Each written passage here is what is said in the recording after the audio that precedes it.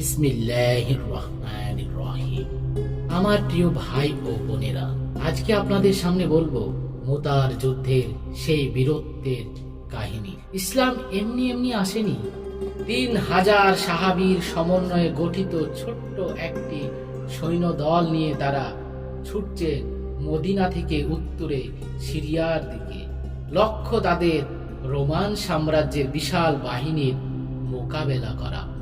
যে বাহিনী প্রকৃত অর্থেই বিশাল, তাতে রয়েছে প্রায় 2 লক্ষ কাফের বেদুইন সৈন্য। এই বিশাল বাহিনী বেরিয়েছে 3000 সাহাবার ক্ষুদ্র বাহিনীকে কচু কাটার জন্য। অথচ এই ক্ষুদ্র বাহিনী বিজয় লাভ করেছিল সেই বিশাল রোমান বাহিনীর কাছ থেকে।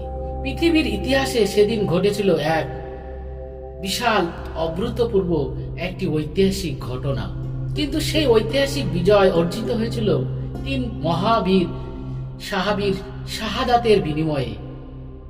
এ মুতার প্রান্তরে নিজেদের প্রাণকে বলিদান দিয়েছিলেন সেই 3 বীরের নাম যায়েদ বিন হারেসা, জাফর বিন আবু তালেব এবং আব্দুল্লাহ বিন রাওয়া।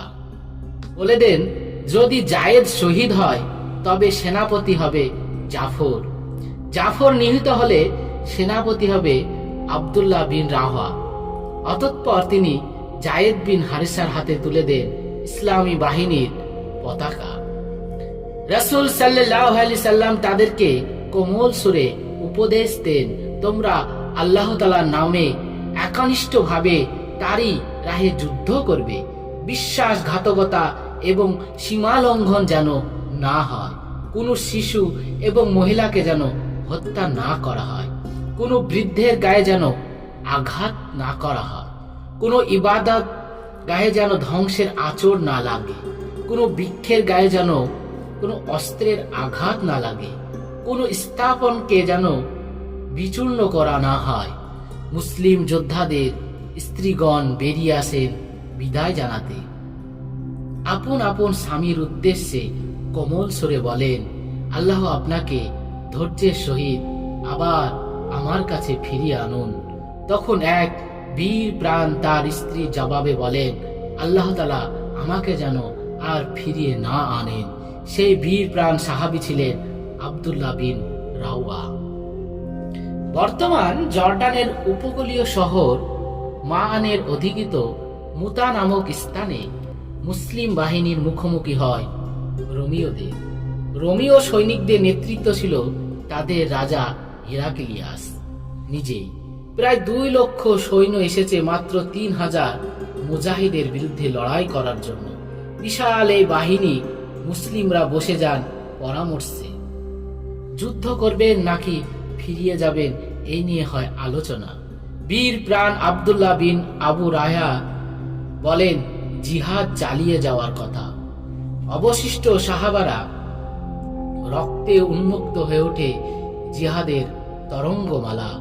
অবশেষে তারা ধরাশায়ী করেন রোমানদের সেনাবাহিনীকে। বেজে ওঠে যুদ্ধের দামামা চারিদিকে। রণক্ষেত্রে বিক্ষিপ্ত ধূলিকণা জানান দিতে থাকে তীব্র উত্তেজনার। কান পাতলেই শোনা যায় অস্ত্রের ঝনঝনানি। তার বুক চিড়ে ভেসে মুসলিম মুজাহিদগণের আল্লাহু আকবার ধ্বনি, অথবা তাদের দরজার কণ্ঠে আসে আল্লাহর ধ্বনি, যা তাদেরকে করে তোলে উজ্জীবিত। সেনাপতি যায়েদ বিন হারিসা ছিলেন ওই যুদ্ধের প্রথম শহীদ। তার শাহাদাতের পর ইসলামী বাহিনীর পতাকা হাতে তুলে নেন আরাক সেনাপতি জাফর বিন আবু তালেব। সেনাপতি যায়েদ বিন হারিসা ছিলেন ওই যুদ্ধের প্রথম শহীদ। তার শাহাদাতের পর ইসলামের পতাকা হাতে তুলে নেন আরাক সেনাপতি জাফর। পবিত্র পতাকার গায়ে তিনি লাগতে দেননি ধুলির আঁচড়।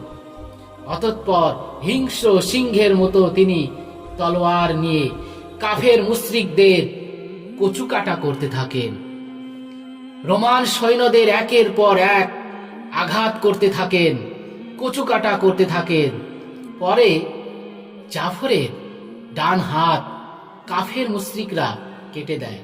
তিনি বাম হাতে তলোয়ার ধরে একের পর এক কাফের মুশরিকদের কচু কাটা করতে থাকে, তখন কাফের মুশরিকরা তার বাঁ হাত কেটে দেয়।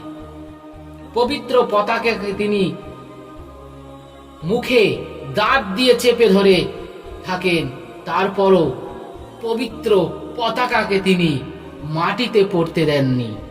অতঃপর পবিত্র পতাকার গায়ে মাটির স্পর্শ লাগার আগেই তা হাতে তুলে নেন রাসূলের ঘোষিত অপর সেনাপতি আব্দুল্লাহ বিন রাওয়া। তিনি উচ্চ স্বরে বলতে থাকেন, ওহে আমার নাফস, শহীদ যদি না হও তুমি, তবে যাও মরে, উপনীত হয়েছ তুমি আজ মৃত্যুকূপের দ্বারে।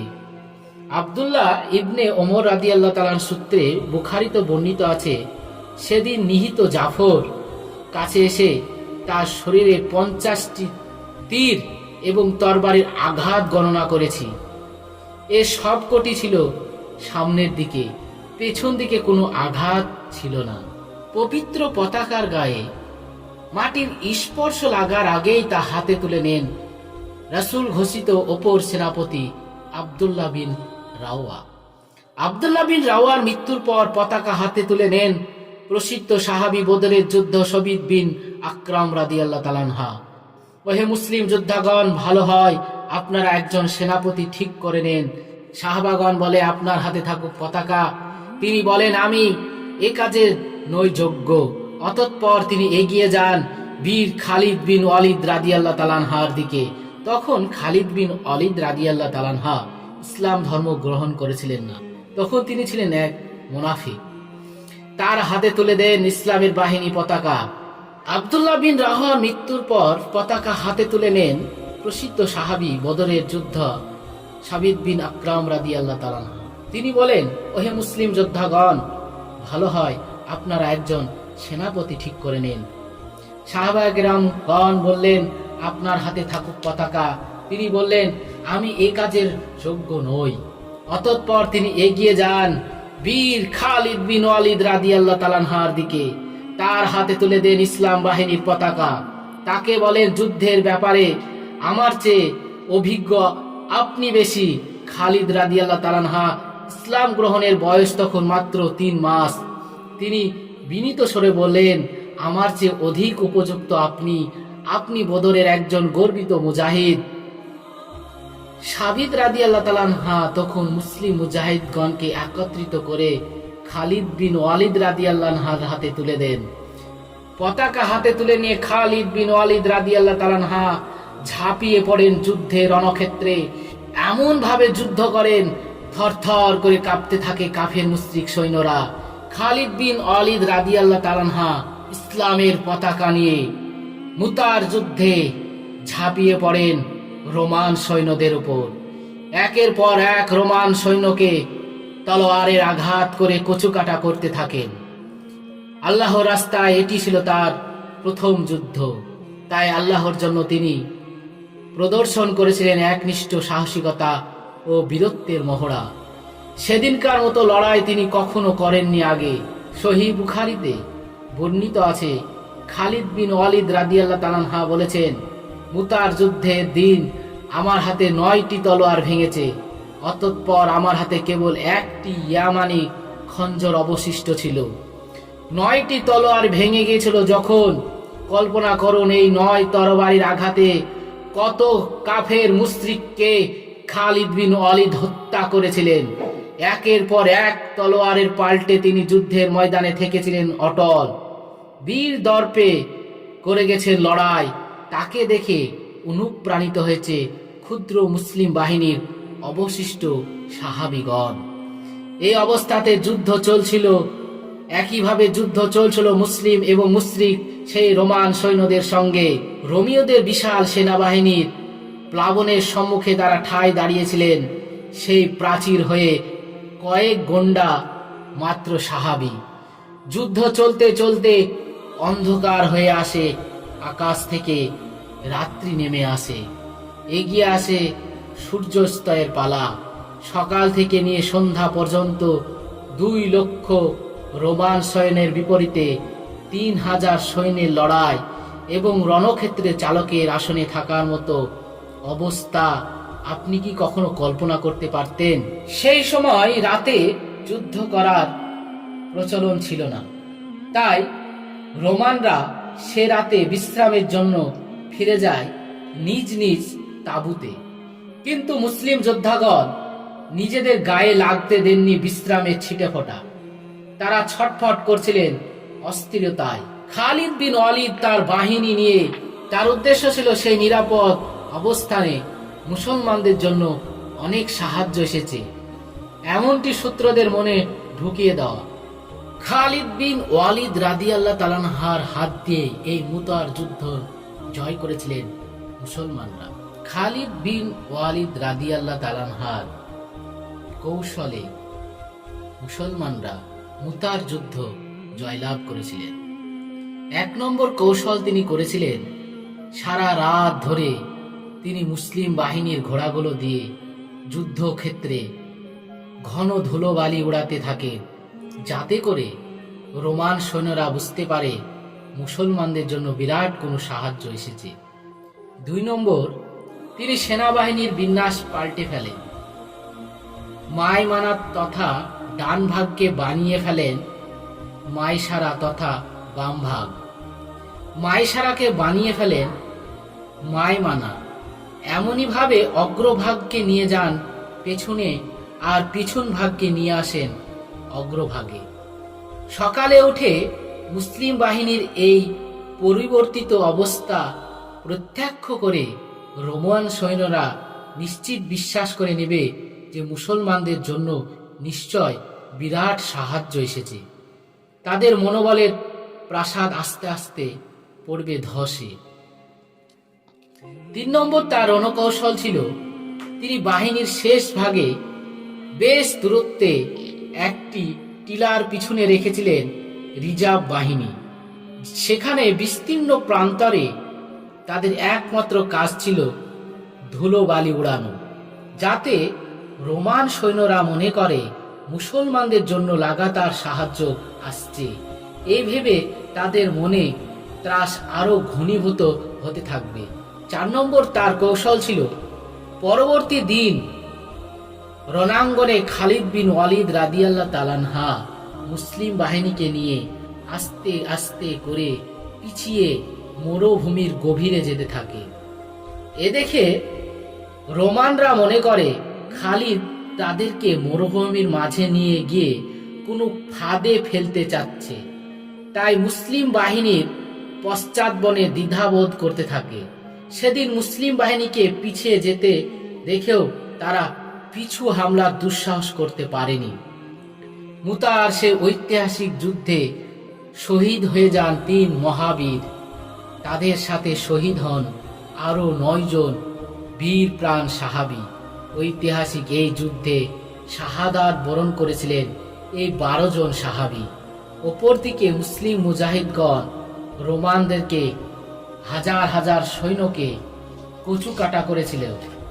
কচু কাটা করে মুতার যুদ্ধে বিজয়ী হয়েছিলেন খালিদ বিন ওয়ালিদের হাত ধরে। রাসূল পাক সাল্লাল্লাহু আলাইহি সাল্লামের মৃত্যুর 1 বছর আগে এই মুতার যুদ্ধ হয়েছিল 629 খ্রিস্টাব্দে। আরবের মরুভূমির কোল থেকে মুতা রণক্ষেত্রের উদ্দেশ্যে বেরিয়েছে 3 প্রকৃত বীর। জায়েদ বিন হারিসা রাদিয়াল্লাহু তাআলা আনহু রাসূল পাক সাল্লাল্লাহু আলাইহি সাল্লামের পালক পুত্র ছিলেন। ওসামা বিন জায়েদ রাদিয়াল্লাহু তাআলা আনহুর সম্মানিত পিতা, যাকে ডাকা হতো জায়েদ বিন মোহাম্মদ তথা মুহাম্মদ সাল্লাল্লাহু আলাইহি সাল্লামের পুত্র বলে, নিজ পিতা মাতাকে ছেড়ে প্রিয় মোহাম্মদ সাল্লাল্লাহু আলাইহি সাল্লামকে মেনে নিয়েছিলেন নিজের পরম আশ্রয় হিসাবে। সর্বপ্রথম যারা ইসলামের আহ্বানে সাড়া দিয়েছিলেন তিনি তাদের একজন। জান্নাতের সুসংবাদ প্রাপ্ত সাহাবীগণের মধ্যে হতে তিনি একজন। রাসূলের প্রেরিত সর্বপ্রথম সেনানায়ক ছিলেন তিনি। তিনি একমাত্র সাহাবী যার নাম পবিত্র কুরআন শরীফে বর্ণিত আছে। জাফর বিন আবু তালিব রাদিয়াল্লাহু তাআলা আনহু রাসূলের চাচাতো ভাই আলী রাদিয়াল্লাহু তাআলা আনহার সহোদর ভ্রাতা। তিনি ছিলেন হাবশায় অবস্থানরত মুহাজির মুসলিম কাফেলার আমির। নাজ্জাশীর সম্মুখে ইসলামের শাশ্বত সৌন্দর্য বর্ণিত হয়েছিল তারই উচ্চারণে। আব্দুল্লাহ বিন রাওয়া রাসূলের কবি, আনসারী সাহাবাগণের মধ্যে অগ্রগণ্য একজন। রাসূল সাল্লাল্লাহু আলাইহি ওয়াসাল্লাম তার সম্পর্কে বলেছেন, আল্লাহ তাআলা দয়া করুন আব্দুল্লাহ বিন আবু রাহার প্রতি, নিশ্চয় তিনি সেই মজলিস সমূহকে পছন্দ করেন যা নিয়ে গর্ব করেন ফেরেশতাগণ। রাসূল সাল্লাল্লাহু আলাইহি ওয়াসাল্লাম আজাদ গোত্রের বীর সাহাবী হারিস বিন উমায়ের আল আজাদিকে দিয়ে বুসরার উদ্দেশ্যে যাত্রাকালে প্রতিমধ্যে খ্রিস্টান গাসসানীদের রাজা সুরাহা বিন আমর হত্যা করে ফেলে রাসূলের এই দূতকে। রাসূল সাল্লাল্লাহু আলাইহি সাল্লাম এই ঘটনার হন তীব্র আহত। অবিলম্বে 3000 সাহাবীর সমন্বয়ে গঠিত বাহিনীকে নির্দেশ দেন ঘাতক সুরাহা বিলকে উচিত শিক্ষা দেওয়ার জন্য। এই বাহিনীর প্রধান নিযুক্ত করেন তার প্রিয় পাত্র জায়েদ বিন হারিসা রাদিয়াল্লাহু তাআলা আনহুকে।